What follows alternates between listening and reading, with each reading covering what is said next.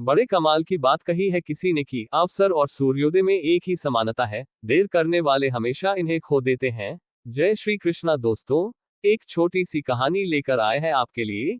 ये कहानी है एक जयेश नाम के लड़के की, जो मिडिल क्लास फैमिली में पैदा हुआ, जो 12वीं क्लास तक टॉप करता जा रहा था। कमाल का बच्चा, पढ़ने लिखने में सबसे आगे था। परिवार को उस पर गर्व था। परिवार को लगता था कि बच्चा जब बड़ा हो जाएगा तो कुछ कमाल करेगा, हम लोगों की लाइफ बदल देगा, हमारे परिवार में भी खुशियां आ जाएगी, ये सब कुछ बदल देगा, सिर्फ और सिर्फ ये लड़का। लेकिन वो लड़का जब 12वीं कक्षा पास करके कॉलेज में गया तो उसकी लाइफ बदल गई। उसके आसपास ऐसे दोस्त आ गए जिन्होंने उसे बिगाड़ के रख दिया। देर रात तक पार्टी चलने लगी, घर वालों से झूठ बोल करके पैसा मंगाने लगा।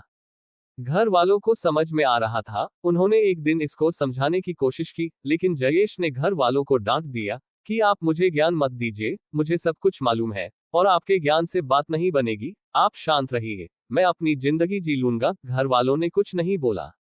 1 साल के बाद में जब रिजल्ट आया तो जयेश एक विषय में फेल हो गया, और जहां ये फेल होने वाली बात आई, वहीं ये बात इसके ईगो को हट कर गई कि जो लड़का 12वीं तक टॉप करता आ रहा था, वो कॉलेज में जाते ही फेल कैसे हो सकता है।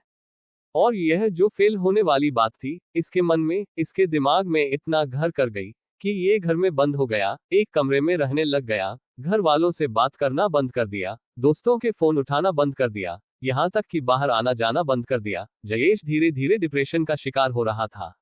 ऐसा लग रहा था कि उसकी लाइफ में यहीं पर ही ब्रेक लग जाएगा, सब कुछ खत्म हो जाएगा। जयेश जिस स्कूल में पढ़ता था, जहां से 12वीं पास की थी, वहां के प्रिंसिपल को जब ये बात मालूम चली तो उन्होंने जयेश को अपने से मिलने के लिए डिनर पर बुलाया।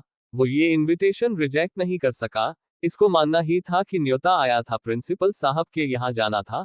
तो जयेश पहुंचा शाम में, और इसने देखा कि प्रिंसिपल साहब गार्डन में बैठे हुए थे, अंगीठी पर हाथ ताप रहे थे।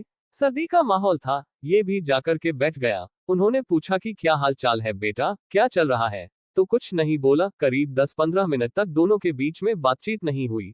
तो प्रिंसिपल साहब ने सोचा कि क्या अलग किया जाए। उन्होंने अंगीठी में से कोयले का टुकड़ा जल रहा था, उसको बाहर निकाला और धधकते हुए टुकड़े को मिट्टी में फेंक दिया। जैसे ही वो मिट्टी में फेंका, थोड़ी देर तो धधका, उसके बाद में बुझ गया। तब जयेश ने बोला कि सर, ये आपने क्या किया? एक कोयले का टुकड़ा जो अंदर जल रहा था, धधक रहा था, हमें गर्मी दे रहा था, उसको बाहर मिट्टी में फेंक दिया, बर्बाद कर दिया। तो प्रिंसिपल ने कहा कि बर्बाद कहाँ कर दिया, कौन सी बड़ी बात हुई, वापस इसको ठीक कर देते हैं। उन्होंने उस कोयले के टुकड़े को उठाया मिट्टी में से और वापस लाकर के अंगीठी में डाल दिया।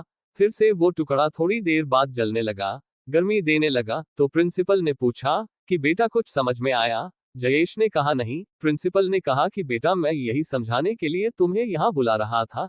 ये जो कोयले का टुकड़ा है, ये तुम हो। तुम जब अंगीठी से बाहर आए, गलत संगति में गए, मिट्टी में गए तो बुझ गए, लेकिन वापस आकर के जल सकते हो।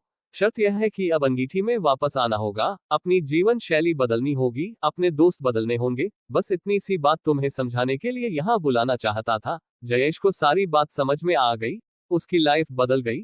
तो दोस्तों, हम में से कई सारे लोग ऐसे हैं जो डिप्रेशन का शिकार हो रहे हैं, सिर्फ और सिर्फ एक घटना की वजह से। हो सकता है जिंदगी किसी मोड़ पर आप फेल हो गए हो और आपको लग रहा हो कि सब कुछ बर्बाद हो गया है, इससे आगे कुछ नहीं हो सकता। तो ऐसा नहीं है, जिंदगी हमेशा चलती रहती है, इसलिए चलते रहिए, सब कुछ अच्छा ही होगा, ये विश्वास रखिए। एक बार फिर आपसे यही कहेंगे कि अगर फेल होना बहुत बड़ी बात है तो ऐसा मत सोचिए, बल्कि फेल होने के बाद दोबारा जब आप मेहनत करोगे तो जरूर इतिहास रचोगे, क्योंकि ईश्वर परीक्षा भी उसी की लेते हैं जो सबसे ज्यादा सक्षम होता है।